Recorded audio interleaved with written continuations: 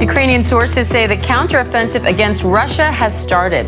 Heavy fighting is already reported in southern Ukraine. Foreign correspondent Tom Sufi-Burge is in Zaporizhzhia with the latest. Tom, Ukrainian senior commanders have repeatedly said that there wouldn't be an official public announcement about the start of the offensive. So what are you seeing that signals it started?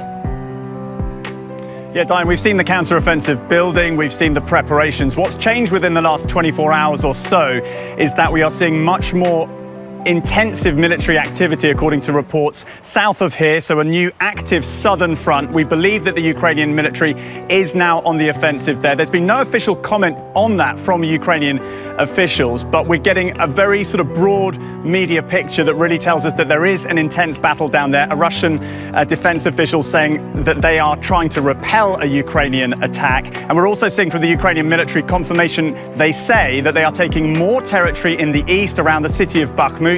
They've been making incremental gains in that area over the last 3 weeks or so. They're saying they've taken more territory. And yes, a presidential Ukrainian source and a military source confirming to ABC News that the initial phase, at least, of this counteroffensive is underway. Diane?